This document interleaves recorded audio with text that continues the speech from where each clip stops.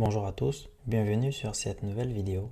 Nous allons voir aujourd'hui ce que sont les agrégateurs de DEX, ce qu'ils permettent de faire et surtout en quoi est-ce qu'ils sont indispensables de nos jours. Mais avant, n'hésitez pas à vous abonner à la chaîne pour ne pas manquer les futures vidéos et surtout à liker et à commenter la vidéo. Je vous ai préparé un schéma à 3 niveaux. Au niveau le plus bas, nous avons les DEX, les échanges décentralisés Uniswap, Curve et Balancer. Ces DEX vont nous permettre, comme nous l'avons vu lors de précédentes vidéos, d'échanger des cryptos de façon autonome, décentralisée et non permissionnée. Il faut noter que ces 3 DEX, Uniswap, Curve et Balancer, ont leur propre algorithme de fonctionnement. Ce qui veut dire qu'à un instant T donné, une même crypto aurait un prix différent suivant le DEX qu'on utilise. Je vais mieux vous le montrer par cet exemple. Je vous ai préparé les onglets des 3 DEX, Uniswap, Curve et Balancer. Et ce que nous allons essayer de faire, nous allons essayer de trouver le prix d'échange de 100 Ether contre de l'USDC. Là, nous sommes sur Uniswap. On voit que sur Uniswap, pour 100 Ether, nous obtenons 124 847 USDC. Si je pars sur Curve, on voit que pour 100 Ether, nous obtenons 124 164 USDC. Si je pars sur Balancer, on voit que pour 100 Ether, nous obtenons 123 600 USDC. Ce qui veut dire qu'actuellement, si je veux réaliser mon échange, mieux vaut le faire sur Uniswap afin d'avoir le meilleur prix. Vous voyez donc venir le souci d'avoir une pléthore de DEX, c'est qu'à l'instant T, l'utilisateur lambda ne sait pas réellement où se trouve le meilleur prix.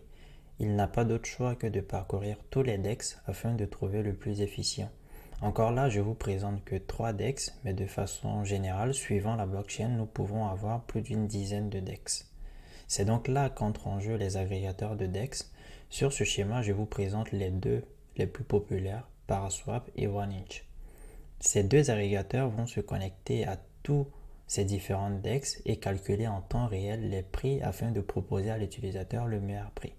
Je vais revenir sur mon exemple de tout à l'heure. Dans notre exemple, nous essayons de trouver le prix d'échange de 100 Ether contre de l'USDC.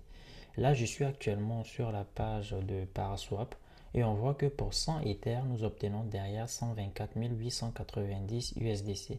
Et ce qui est intéressant, c'est qu'on voit qu'à ce niveau-là, Paraswap nous dit que le meilleur prix se trouve au niveau du DEX Uniswap V3. Donc on voit bien que sans aucun effort, Paraswap fait le travail à notre place et nous propose le meilleur DEX sur lequel faire le swap.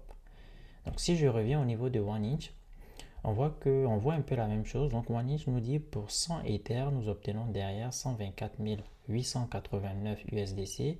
Et si on déroule la liste, on verra que OneInch nous dit également que le DEX sur lequel faire le swap, le meilleur DEX, c'est Uniswap V3.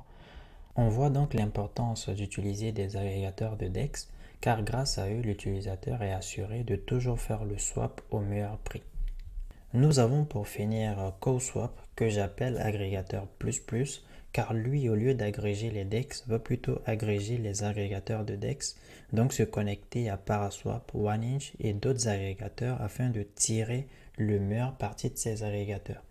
En plus de cela, CoSwap a plusieurs fonctionnalités, donc la fonctionnalité qui permet de protéger l'utilisateur contre ce que nous appelons le front-running que nous allons voir lors de prochaines vidéos. Cette vidéo est surtout en guise d'introduction car lors de prochaines vidéos, nous allons voir comment ces agrégateurs de DEX arrivent à calculer et à trouver le meilleur prix. Nous allons donc coder notre propre agrégateur de DEX en partant de zéro. Si vous avez aimé la vidéo, n'hésitez pas à la partager autour de vous, à liker et à commenter et surtout à vous abonner à la chaîne pour ne pas manquer les futures vidéos. Et moi je vous dis à la prochaine. Peace.